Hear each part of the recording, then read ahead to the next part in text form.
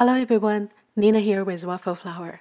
I'm going to share a few tips on how to use the butterfly shaker die in the club kit number 3.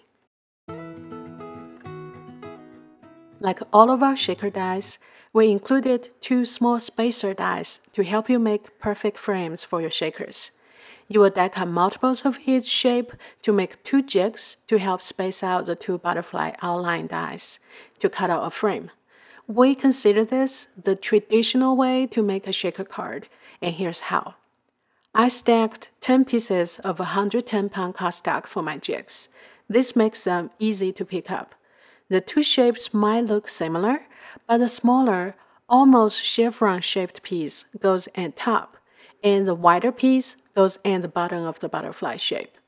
Make sure both die lines are facing down when you try to align them. The spacers go in between the 2 dies as shown on the screen here.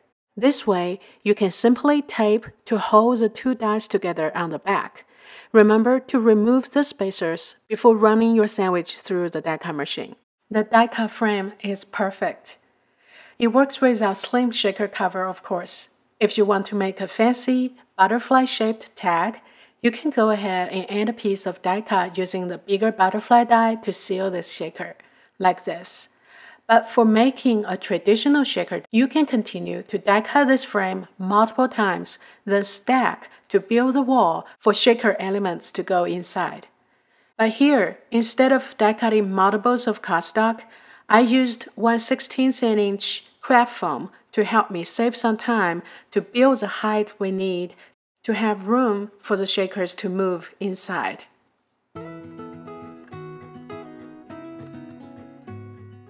I also used the bigger outline of the butterfly to cut out a piece of acetate for the shaker. For this type of shakers, I like to assemble the layers from bottom up. First, make the card base, adhere the frame to the card base.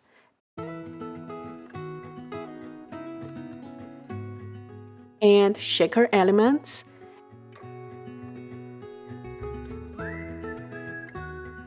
and then add the acetate piece,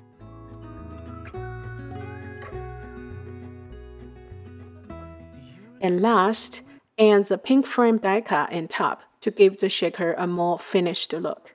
Easy peasy, right? You pretty much have to build a bulk on the front of your card using the traditional way. But with the help of a molded plastic shaker cover like our slim butterfly shakers, you will have more options on your designs. For my second card, I first die cut a window directly from the card base using the smaller butterfly die. You could use liquid glue to adhere the shaker cover, but I'm going to die cut 2 of the shaker frames from double-sided tape for this. I find it easier to handle because I don't need to worry about the glue getting dry while I'm trying to lining it up. The 2 adhesive frames will be on both the front and the back of the butterfly shakers. I will leave it on for now because I'm going to stencil the butterfly shaker stencil. I love how versatile this stencil is. The top and the bottom of the butterfly layers are separated, so you can easily use different colors for them. I use a black marker to fill in the butterfly body first. This will help me line up the 2 parts. Start with the light color and you can always go back and add more.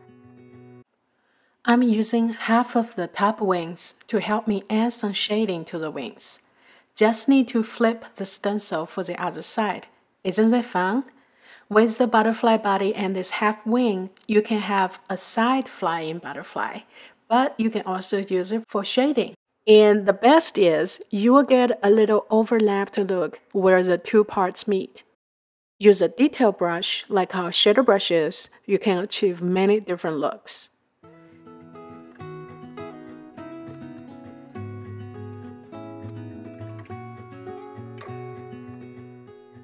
Trim the stenciled piece to a square slightly smaller than A2, and I used it to seal the butterfly shaker cover on my card base.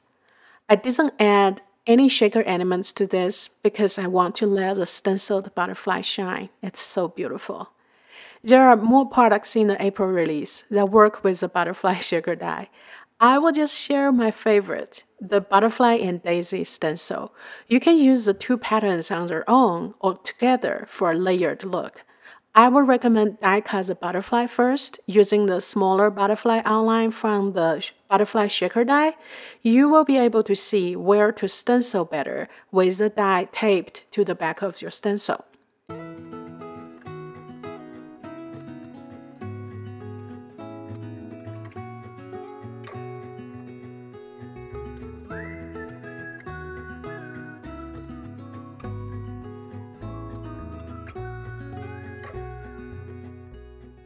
They are big and beautiful.